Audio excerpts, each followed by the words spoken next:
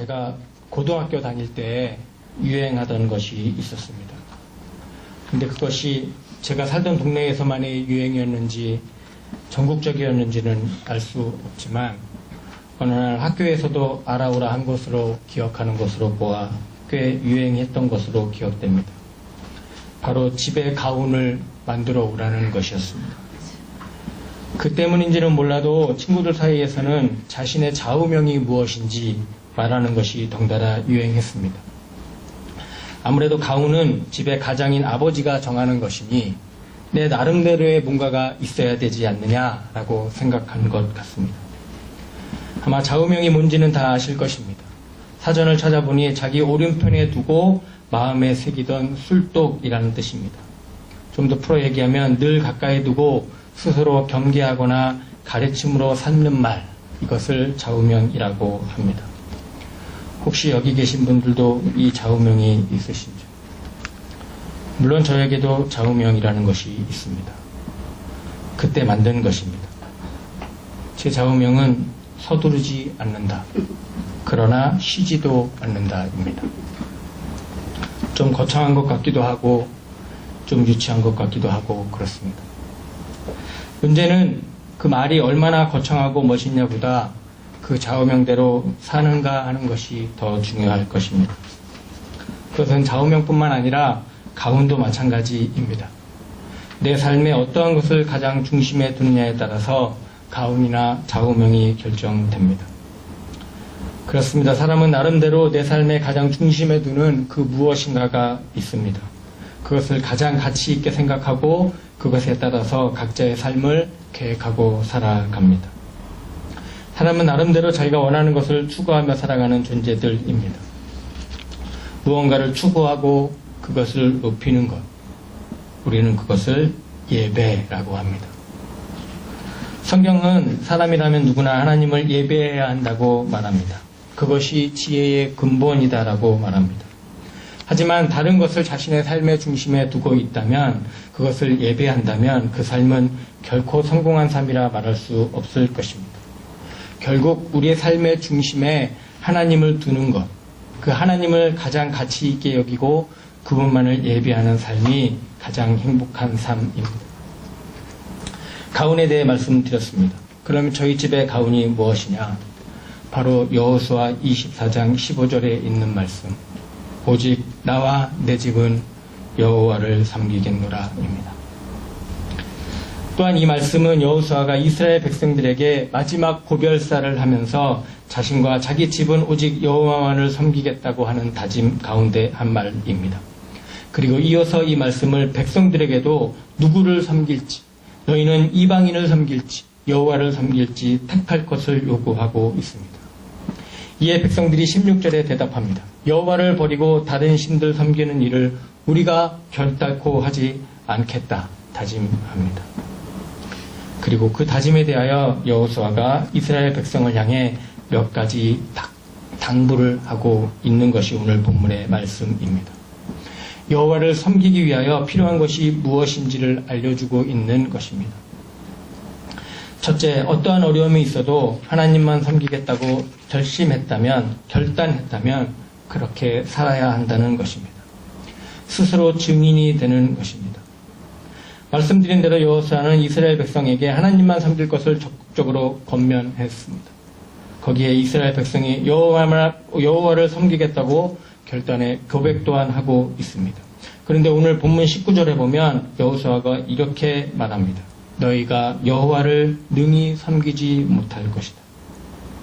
우리가 아무리 우리의 믿음의 결단을 한다고 한들 하나님만을 섬기며 살겠다고 하는 것은 결코 쉬운 일이 아니다라고 여호수아는 지금 말하고 있는 것입니다.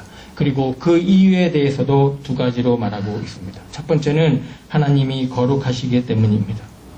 하나님은 거룩하시고 우리는 죄인이기 때문에 우리 죄인인 우리가 완전하신 하나님을 섬기는 것은 결코 쉬운 일이 아닙니다. 우리는 죄와의 싸움에서 아주 무기력하게 넘어지기 쉬운 존재들이기 때문에 그렇습니다. 두 번째는 20절 상반절과 23절에 나와 있습니다. 바로 이방신들 때문입니다. 따라서 여호수아가 이방신들을 가까이 해서는 안 된다고 말씀합니다. 그것들을 치워버리라고 말합니다.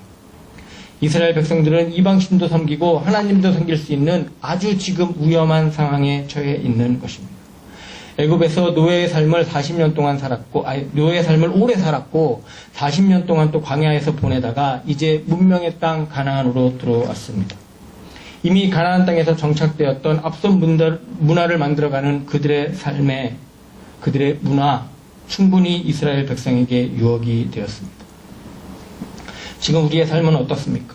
세상이 얼마나 좋아 보입니까? 중학교, 고등학교 때 열심히 공부해서 들어간 대학, 그 캠퍼스에서 외치는 구호가 얼마나 매력적입니까?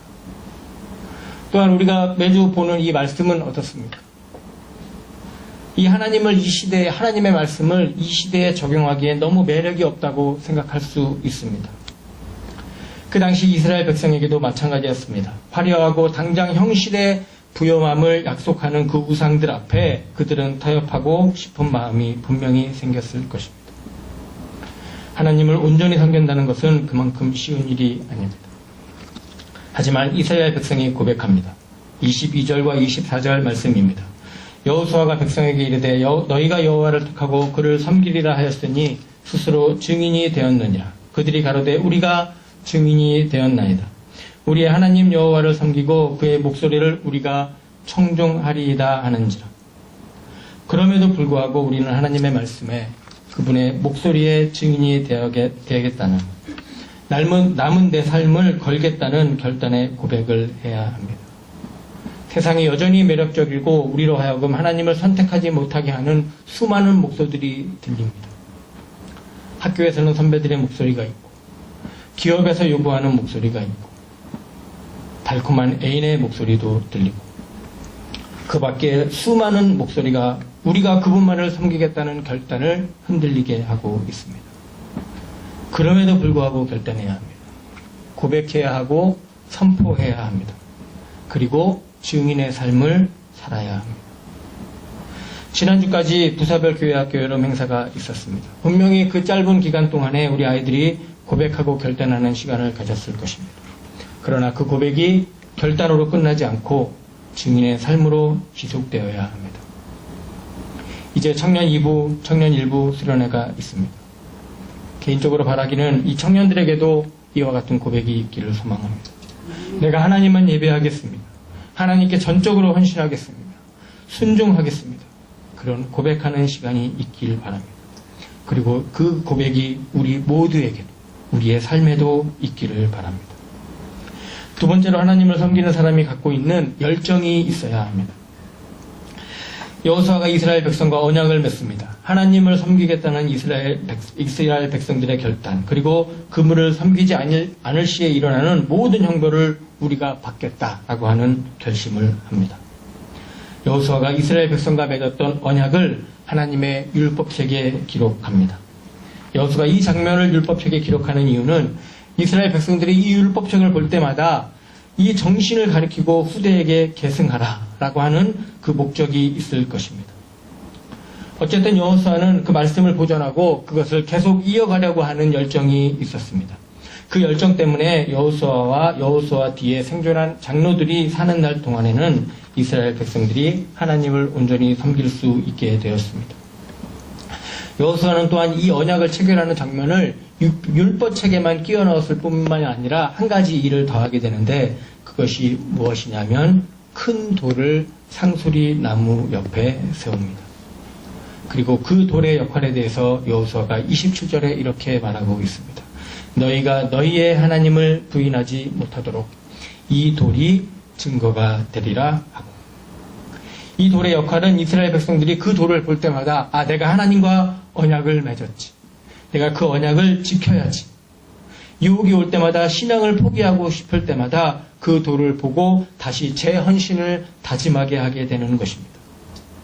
여호수아는 이스라엘 백성들의 연약함을 알았습니다. 가나안 땅의 우상이 얼마나 매력적인지 보았습니다. 언제든지 이 백성들이 신앙적으로 타락할 수 있음을 그는 예견했습니다. 그래서 그는 여호수아는 율법에 그것을 기록하고 큰 돌을 세우는 일을 하고 있는 것입니다. 우리도 이 여호수아의 열심을 보아야 합니다. 아버지가 자식들에게 가훈을 지키게 하듯 그렇게 신앙을 지키고 흔들리지 않도록 하는 그 열정을 우리도 본받아야 하는 것입니다. 우리 자녀들이 수련회 때 헌신하게 놀아 결단했다면 그 결단도를 계속 지켜나가게 우리가 도와주어야 합니다. 지금은 워낙 미디어와 인터넷이 발달하여 유혹이 그만큼 강하기 때문에 신앙의 결단을 지킨다는 것은 정말 쉽지 않습니다.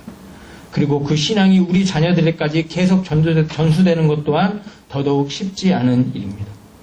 그래서 우리는 우리의 모임에, 우리의 가정에 이 큰 돌을 세우는 열심을 해야 합니다. 그리고 그 돌을 볼 때마다 제 헌신을 다짐하는 일들이 일어나도록 해야 합니다. 겨우 나 하나 잘하면 뭐해? 라고 하는 그 안일한 태도를 버리고 나라도 한다 라는 마음으로 내가 몸담고 있는 곳의 영적인 형편에 내가 책임을 져야 하는 것입니다. 그래서 우리는 큰 돌을 세우는 작업을 해야 하고 여전히 훈련을 받아야 합니다. 여호수아의 열정을 본받아서 우리 가정 안에, 우리의 공동체 안에 우리의 신앙을 재확인할 수 있고 우리의 비전이 우리 때에 멈추지 않고 큰 돌을 세워나가는 우리의 모습이 있기를 바랍니다. 세 번째는 하나님을 섬겼던 사람들의 죽음과 그 죽음을 통해 주는 교훈을 새기는 것입니다. 오늘 본문 뒤에 세 사람의 죽음이 나옵니다. 29절에서 33절까지 보면 여호수아와 요셉 그리고 대제사장 엘르아살의 죽음이 나옵니다. 여호수아와 엘르아살의 죽음은 이제 한 시대의 막을 내리게 됨을 보여줍니다. 그리고 그 다음 세대, 사사 시대의 암울함을 예고하는 듯한 인상을 받습니다. 특히 31절의 말씀을 보면 우리 다음 세대의 결과를 더욱 확실히 알 수 있습니다. 이스라엘이 여호수아가 사는 날 동안과 여호수아 뒤에 생존한 장로들, 곧 여호와께서 이스라엘을 위하여 행하신 모든 일을 아는 자들이 사는 날 동안 여호와를 섬겼더라. 여호수아와 여호수아의 영향을 받은 장로들이 죽은 뒤에는 영적 어둠의 시기가 찾아옵니다. 우린 이것을 보면서 말씀 훈련의 중요성을 더욱더 깨달을 수 있습니다. 사도 바울도 디모데에게 보낸 편지를 통해서 지속적으로 재생산이 이루어져야 함을 보여주고 있습니다. 디모데 후서 2장 2절 말씀입니다. 또 내가 많은 증인 앞에서 내게 들은 바를 충성된 사람들에게 부탁하라. 그들이 또 다른 사람들을 가르칠 수 있으리라. 바울과 디모데, 그리고 충성된 사람과 그리고 또 다른 사람까지 계승되도록, 그렇게 말씀이 계승되도록 명령하고 있습니다. 그런데 오늘 본문 말씀은 모세와 여호수아 그리고 그 장로들에게까지만 영적 계보가 이어지고 있음을 보게 됩니다. 3대에서 끊기고 4대까지의 재생산 사역에 실패한 것입니다. 만약 우리가 우리의 신앙에만 주목하고 재생산에 실패한다면 이 땅에 다시 영적인 어두움이 찾아올 수 있음을 단적으로 보여주는 말씀입니다. 그러나 여러분, 낙심할 이유도 없습니다. 왜냐하면 여호수아 24장 마지막 말씀은 우리에게 소망을 주기 때문입니다.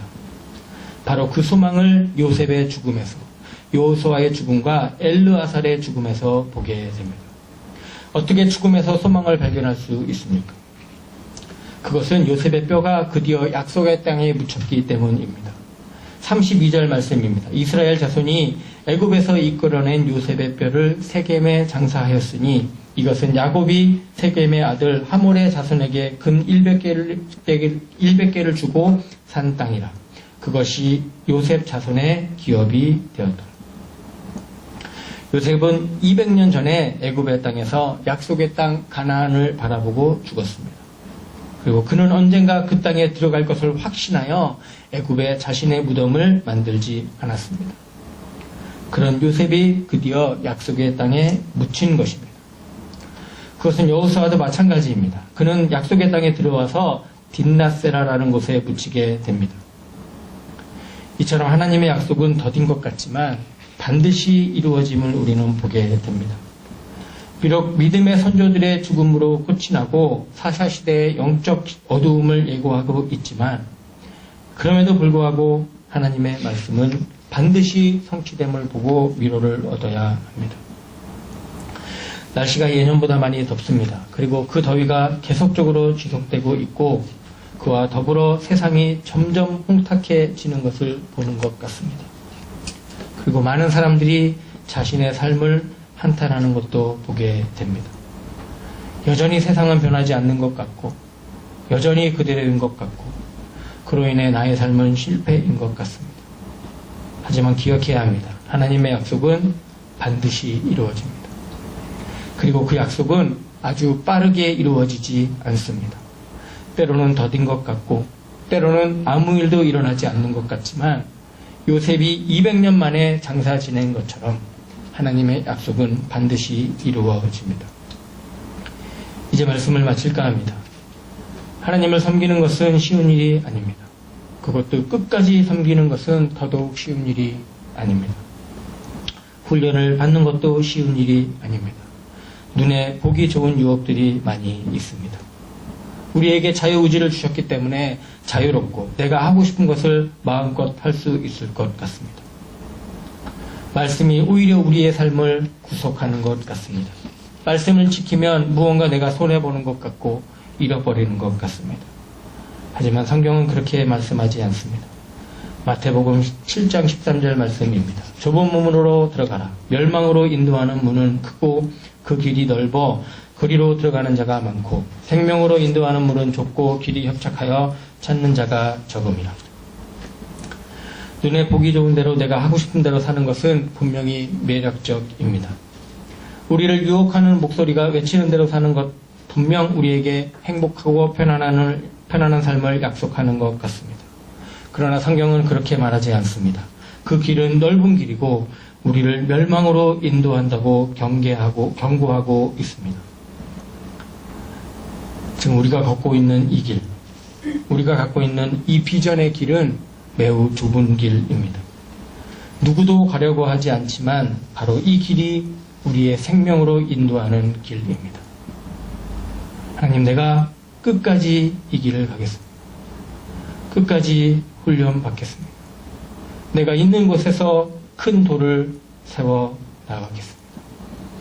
내가 책임감을 가지고 내 신앙을 다음 세대에게 전수하겠습니다. 그래서 우리 자녀들에게도 그 다음 자녀들에게도 오직 나와 내 집은 여호와만을 섬기겠노라. 이런 결단과 열정과 교훈으로 신앙의 재생산을 이루어가는 우리 모두가 되기를 간절히 바랍니다. 기도하겠습니다.